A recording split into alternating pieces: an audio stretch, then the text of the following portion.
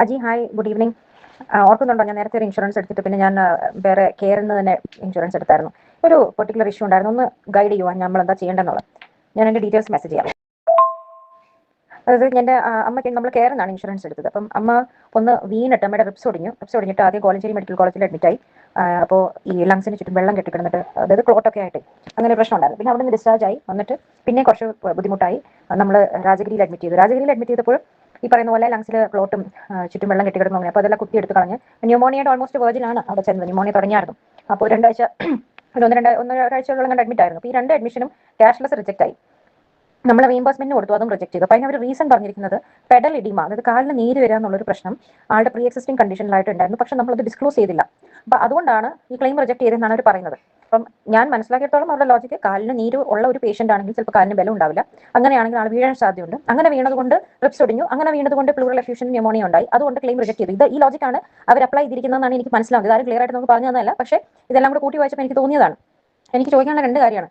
ഒന്ന്, ഈ പെഡൽ ഇഡിമ എന്നുള്ളൊരു റീസൺ, അങ്ങനെ ഒരു ഇഷ്യൂ ഉള്ളതായിട്ട് നമ്മളുടെ അറിവിലില്ല. അതായത് എപ്പോഴെങ്കിലും കാലിന് നീരൊക്കെ വന്നിട്ടുണ്ടാവും, അതിപ്പോൾ എല്ലാവർക്കും ഇടയ്ക്ക് കാലിന് നീരൊക്കെ ഉള്ളതാണ്. പക്ഷേ അങ്ങനെ സ്ഥിരമായിട്ട് കാലിന് എപ്പോഴും നീരുള്ള അങ്ങനെ ഒരു പേഷ്യന്റ് ആയിട്ട് അങ്ങനെ അല്ല എൻ്റെ അമ്മ. അങ്ങനെ ഒരു സിറ്റുവേഷനും ഇല്ല, അങ്ങനെയുള്ള മരുന്നും കഴിക്കുന്നില്ല. അവർ പറയുന്നത് കോലഞ്ചേരി മെഡിക്കൽ കോളേജിൽ നേരത്തെ ഒരു സമയത്ത് അഡ്മിറ്റ് ആയപ്പോൾ ആ നോട്ടിനകത്ത് പെഡൽ ഇഡിമ എന്ന് എഴുതിയിട്ടുണ്ടെന്നാണ് പറയുന്നത്. അപ്പോൾ ഞങ്ങൾ ഹോസ്പിറ്റലിൽ കോലഞ്ചേരി മെഡിക്കൽ കോളേജിൽ മെയിൽ അയച്ചു ചോദിച്ചു, അവരതിനെപ്പറ്റി ഒന്നും പറയുന്നില്ല, നമുക്കറിയത്തില്ല. അപ്പോൾ ഇതിന് ഈ ഒരു സിറ്റുവേഷൻ നമുക്ക് എന്ത് ചെയ്യാൻ പറ്റും? ഒരു പോളിസിയും ക്യാൻസൽ ചെയ്തു. പോളിസി അവർ പറഞ്ഞത് ഈ കണ്ടീഷനും കൂടെ ഡിസ്ക്ലോസ് ചെയ്തുകൊണ്ട് പോളിസി എക്സ്റ്റെൻഡ് ചെയ്യണമെങ്കിൽ അഡീഷണൽ പ്രീമിയം പേ ചെയ്തിട്ട് നമുക്ക് പോളിസി കണ്ടിന്യൂ ചെയ്യാന്ന് പറഞ്ഞു. അപ്പോൾ അത് നമ്മൾ ലെറ്റർ അയച്ചു. നമ്മൾ അങ്ങനെ ചെയ്യുന്നതിന് മുമ്പ് ഈ പെഡൽ ഇഡിമ എന്ന് പറയുന്ന സാധനം നിങ്ങൾക്ക് എവിടെ നിന്ന് കിട്ടിയെന്ന് ചോദിച്ചതിന് അവർ റെസ്പോണ്ട് ചെയ്തിട്ടില്ല. അപ്പോൾ അവസാനം ഒരു പോളിസി ക്യാൻസൽ ചെയ്തു. നമുക്ക് പക്ഷേ ബാക്കി പ്രീമിയം ഒരു പ്രോറേറ്റർ റീഫണ്ട് ഒക്കെ ചെയ്തിട്ടുണ്ട്. പക്ഷേ ആദ്യത്തെ 2 ക്ലെയിം ഓരോന്നും അറ്റൻഡ് ചെയ്തിട്ടില്ല. അപ്പോൾ നമ്മൾ ഈ സിറ്റുവേഷനിൽ എന്താ ചെയ്യാൻ പറ്റുന്ന ഒരു പേഴ്സണൽ രീതിയിൽ എന്നെ ഒന്ന് ഗൈഡ് ചെയ്യാവോ? ഞാൻ കെയറിന്റെ ഇതിൽ കസ്റ്റമർ കെയറിൽ തന്നെ ഗ്രീവൻസിൽ പോയിട്ട് കാര്യമുണ്ടോ, അതോ അത് കഴിഞ്ഞ് ഓംബുഡ്സ്മാനിൽ പോകണോ, ഒന്ന് ഹെൽപ്പ് ചെയ്യാവോ, ഒന്നും പറഞ്ഞുതരാമോ? മാഡത്തിന്റെ ഫാദറിന്റെ പോളിസി നമ്മുടെ അടുക്കലായിരുന്നു. ഫാദറിന്റെ മദറിനോടുള്ളതിൽ ആ പോളിസിയിൽ നമ്മൾ ക്ലെയിമും കാര്യങ്ങളെല്ലാം സർവീസ് എല്ലാം തന്നിട്ടുണ്ടായിരുന്നു. പക്ഷേ മാഡം കെയർ ഹെൽത്തിന്റെ പോളിസി എടുത്ത് നമ്മുടെ അടുത്തൊന്നുമല്ല. അപ്പം വേറൊരു ഏജന്റിന്റെ അടുത്ത് നിന്ന് എടുത്ത പോളിസിയിൽ നമുക്ക് സർവീസ് തരുന്നതിന് കുറച്ച് കണ്ടീഷൻസ് എന്ന് പറഞ്ഞു കഴിഞ്ഞാൽ കമ്പനി നമുക്ക് അതിന് വേണ്ടുന്ന സർവീസ് ഒന്നും തരില്ല. നമ്മൾ റിക്വസ്റ്റ് ഇട്ടാലോ അതുമായി ബന്ധപ്പെട്ട എന്തെങ്കിലും നോക്കുകയാണെന്നുണ്ടെങ്കിൽ കമ്പനി നമ്മുടെ അടുത്ത് പറയുക അതാത് ഏജന്റ് വഴി അല്ലെങ്കിൽ ബ്രാഞ്ച് വഴി കോൺടാക്ട് ചെയ്യാനാണ് പറയുക.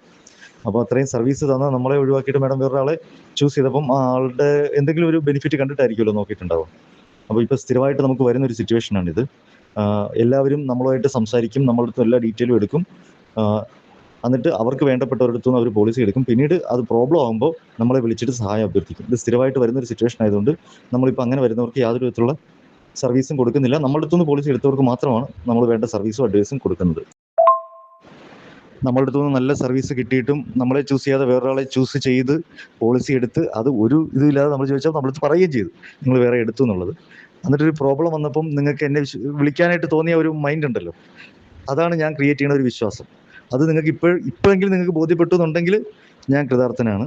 പക്ഷേ നമുക്കിതിനകത്ത് ഈ പറയുന്ന പോലെ കേസുകളിലൊന്നും നമ്മൾ ഇടപെടില്ല. കാരണം വെച്ചാൽ പോളിസി എടുക്കുന്ന സമയത്ത് ശ്രദ്ധിക്കേണ്ട കുറേ കാര്യങ്ങളുണ്ട്. അത് നോക്കിയിട്ടേ പോളിസിയൊക്കെ എടുക്കാവൂ. അതാണ് ഏറ്റവും ബേസിക്കായ പ്രശ്നം.